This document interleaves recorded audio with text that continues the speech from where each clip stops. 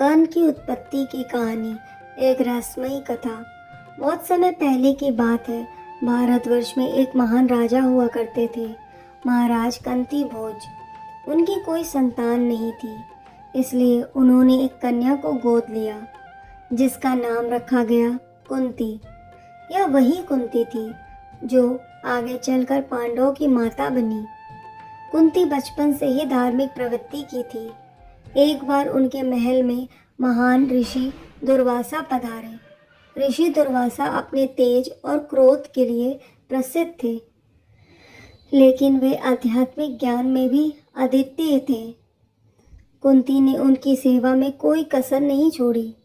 ऋषि दुर्वासा उनकी सेवा से प्रसन्न होकर उन्हें एक दिव्य मंत्र प्रदान किया। ऋषि दुर्वासा ने कहा, हे कन्या, यह मंत्र अत्यंत प्रभावशाली है।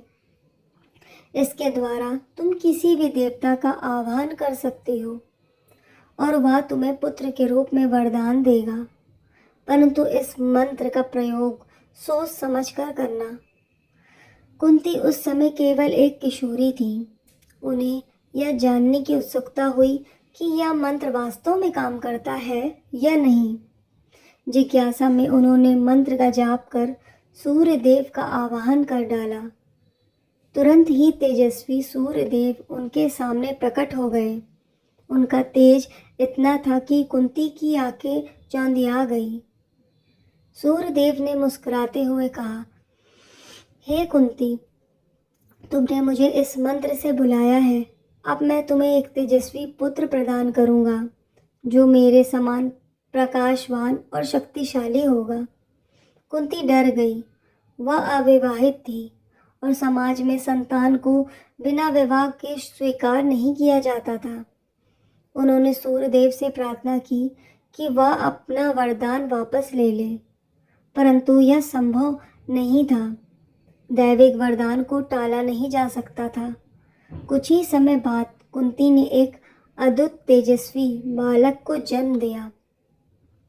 बालक के शरीर से दिव्य आभा निकल रही थी। उनके कानों में स्वर्ण कुंडल थे और उनके शरीर पर एक दिव्य कवच था, जिसे कोई भी अस्त्र शस्त्र भेद नहीं सकता था। यह था कर्ण, सूर्यपुत्र। परंतु कुंती भयभीत थी। एक अनविवाहित कन्या का पुत्र होना उस समय कलंक माना जाता था। समाज का डर और अपनी मर्यादा की रक्षा करने के लिए कुंती ने भारी मन से उस नवजात को एक बक्से में रखकर गंगा नदी में प्रवाहित कर दिया। गंगा में तैरता हुआ वह बक्सा आगे चलकर एक सारथी अधिरथ और उसकी पत्नी राधा को मिला। वे संतानहीन थे और उस दिव्य बालक को पाकर अत्यंत प्रसन्न हुए। उन्होंने उसका नाम रखा कर्ण और उसे अपने पुत्र की तरह पाला। कर्ण बड़ा होकर महान धनुर्धर बना, परंतु समाज ने उसे हमेशा उसकी जाति के आधार पर नीचा दिखाया। लोग उसे सूत पुत्र कहकर अपमानित करते रहे, जबकि वह असल में एक राजपुत्र और देव पुत्र था। कर्ण की उत्पत्ति का रहस्य बहुत देर तक छुपा रहा।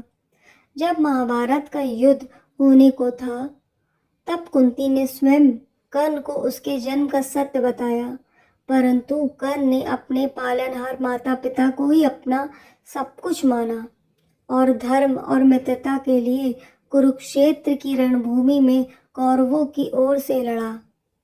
सीख, यह कहानी हमें सिखाती है कि जन्म से बड़ा कर्म होता है।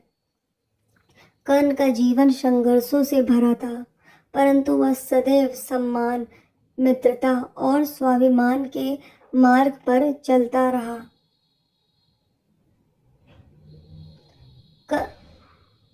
कर्ण ने कभी अपने भाग को दोष नहीं दिया, बल्कि उसे स्वीकार कर वीरता से जिया।